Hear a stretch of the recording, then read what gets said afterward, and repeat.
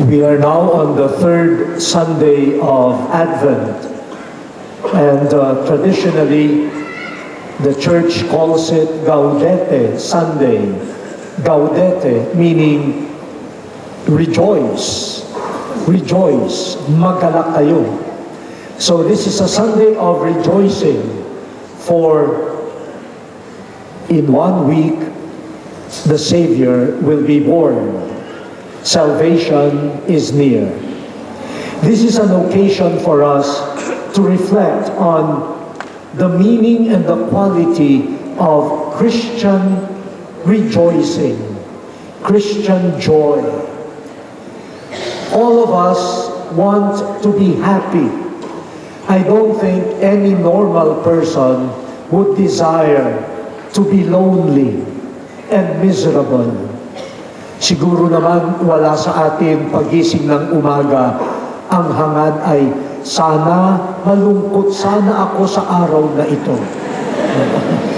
Wala naman siguro, unless there is really something bothering the person or the person is not thinking in the right way.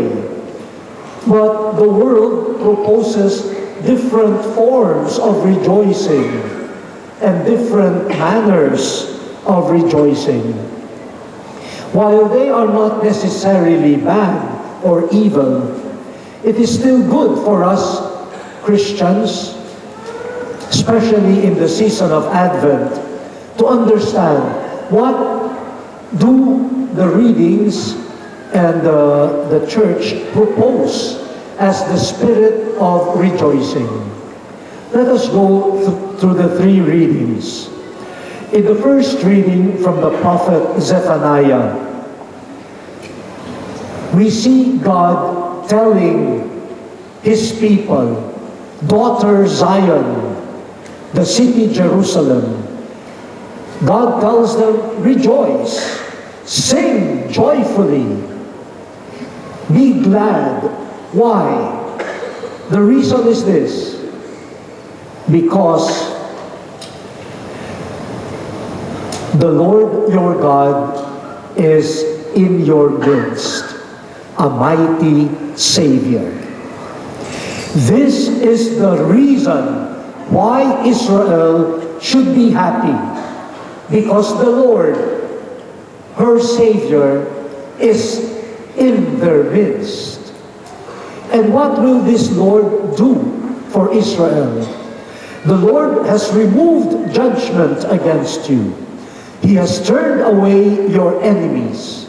In other words, the Lord is here to save you from your enemies and to correct all the wrongs that had come before. So this is rejoicing. Rejoicing because God is with us and because God with us saves us. Now, this prompts Zephaniah to say, so fear not, be not discouraged. So rejoicing in the Lord is manifested in an attitude of not being discouraged and not being fearful. May mga tao na kaunting bagay discouraged agad. Kasi umaasa lang sa sarili. Sino ang hindi na-discourage? Yung merong Diyos na inaasahan. At alam niya, ang Diyos nasa piling natin. There's no room for discouragement among people who believe God is with us and He is the Savior. I may not be able to save myself from my enemies, but God can save me. I may not be able to correct everything that is evil, but God can set things right. Thanks be to God, there is a God. Kung walang Diyos, talagang discouragement na lang. Kaya yung ibang tao na nagdududa na sa Diyos, lalong nadi-discourage. At yung discourage na, na ayaw nang kumapit sa Diyos, lalo nang walang kaligayahan. But let it be clear, in the first reading, the reason for rejoicing is God. He saves, and He is with us. This is further strengthened by the second reading from the letter of St. Paul to the Philippians. Just like Zephaniah, St. Paul says, rejoice in the Lord always. Always, ha? Hindi yung rejoice in the Lord sometimes. Rejoice in the Lord always. Again, why? Why should we rejoice in the Lord always? According to St. Paul, because the Lord is near. The Lord is close to us. And because the Lord is close to us, have no anxiety at all. Dismiss anxiety. In place of anxiety, he says, pray. Trust in the Lord. Some people spend more time being anxious than being prayerful. That's why they look miserable. Kung yung ba namang ikinababalisa mo, ginagamit mo sa pagdadasal, mas magmumukha kang masaya. Eh kung minsan, 23 hours anxious and 20 minutes prayer. No wonder, mga mukhang, ayoko nang sabihin kung ano. Pero yung tao na alam niya may matatakbuhan siyang Diyos, yung tao na alam niya, meron siyang mapagbubuhusan ng kalooban ang Diyos. At ang Diyos na yan ay malapit. Ang kaibigan mo, lalayuan ka niyan. Pamilya mo, mawawala yan. Ang malapit lang sa iyo, ang Diyos. Hindi ka mag-iisa. Makakatawag ka. Kaya, ba't ka mababalisa? Maligaya ka. Dahil sa Diyos. So we see the first two readings blending very well. Christian joy is focused on the Lord who comes, who is near, and who saves us. He can do what we cannot do. He can save us because left to ourselves, we cannot save our world and humanity. And we can rely on Him, especially through prayer. Magandang paalaala po ito kasi baka kapag Advent, ilang araw na lang Pasko, marami rin namang masaya.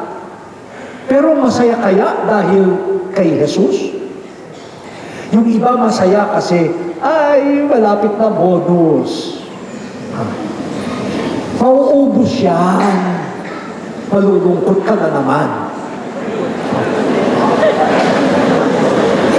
Yung iba masaya dahil lalo na yung estudyante, bakasyon na. Matatapos yan, papasok ka ulit. Malungkot ka na naman.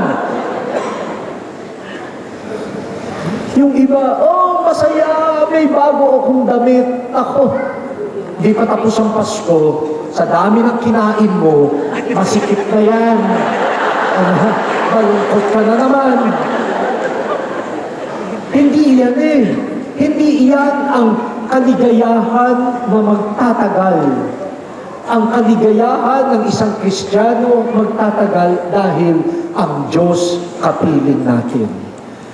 Bago man o luma ang damit mo, malaki pa o maliit na, bakasyon na o may pasok pa, pag nandyan siya, you are assured, I am not alone. I have a Savior who knows our situation. I can count on Him. Then I am not discouraged. Then I am not anxious. I am not afraid.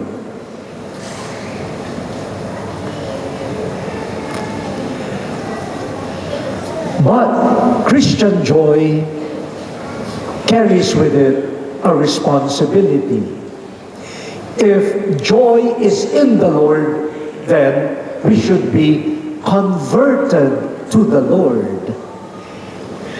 How can we find joy in God if our minds, our attitudes, our relationships are against the Lord? Finding joy in the Lord means being in harmony with the Lord. And this is what the gospel reminds us of. The people who heard John the Baptist about the coming Messiah became joyful. The people Israel has been waiting for the coming of the Savior. So they were very happy to hear that salvation is near. And so they asked the question, what shall we do? If God is coming to us to save us, what shall we do? And we should be asking the same question. If we want to maintain our rejoicing in the Lord, what should we do?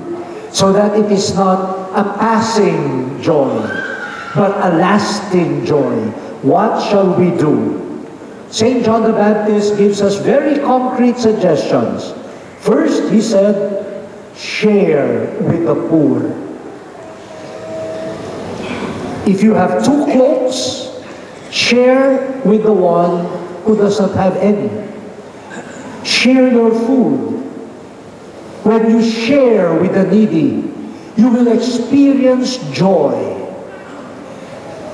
More joy than in receiving. When you are able to share, you experience the joy that the world cannot give. Of course, when somebody gives you a gift, you are happy. But when you are able to give, especially to a needy person, your happiness is more genuine. Your happiness is deeper. The second thing, the tax collectors also asked, what shall we do? Ako po. Sabi sa kanila ni John the Baptist, stop cheating. Stop collecting more than what is prescribed. Ayan. When you are honest, you are happy. When you are truthful, you find joy. When you know you have cheated other people, you do not find peace. There is a voice within you that keeps telling you, hey, what did you do? You will never be at peace when you are a cheater. Sabihin ninyo, hindi ako tax collector. Wala akong chini-cheat. Wala akong niloloko. Mga mag-asawa. Huwag niyong lolokohin ang asawa niyo. Pag tinanong kayo, bakit ka ginabi? Huwag mong sasabihin, nag-prayer meeting kami.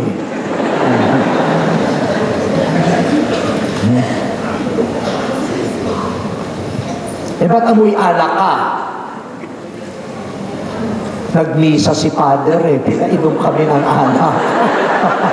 Nako, yung ganyang mga pandaraya, one daya, tatakpan mo yan ng isa pang daya, tatakpan mo na naman yan ng isang panloloko, hanggang sa darating ng panahon, wala ka ng kaligayahan, wala ka ng kapayapaan. So honesty. Tapos yung mga sundalo, the soldiers asked John the Baptist, how about us? What shall we do? Sabi ni St. John, do not practice extortion. Huwag kang mangungutong. Do not falsely accuse anyone. Huwag kang gagawa ng crime para makutungan mo yung isang tao. Kahit walang violation, may invento ka para makapangutong ka. and be satisfied with your wages. Huwag kang gahaman. Huwag kang matakaw. Maglingkod ka. Sundalo ka, maglingkod ka. Hindi ka naging sundalo para abusuhin ang kapwa-tao mo. Humble service. This makes us joyful. And this is what we should do even after Christmas. Share with the needy. Be honest and truthful to people. Be humble in your service. Then you will experience the joy that only God can give. And you are very close to God because that is how Jesus was. He shared. He was truthful and honest. And he was humble in his service. So my dear brothers and sisters, Gaudete Sunday. Rejoice. But do not rejoice in just any fashion that you choose. The rejoicing that we are asked to learn now in preparation for Christmas and in preparation for the second coming of the Lord is rejoicing in the Lord. O sana sa Pasko, kahit walang natanggap na bagong regalo, basta kapiling ang Diyos, be happy. On Christmas Eve, as you venerate the Niño Jesus, the baby Jesus, tell Him He is the cause of your joy. Even if you have so many material gifts, without the most precious gift of God to us, namely Jesus, our joy will never be complete. So let us pause, and in silence, let us examine ourselves. Do I find joy in God? And how can I form my heart to find its joy and happiness in Jesus?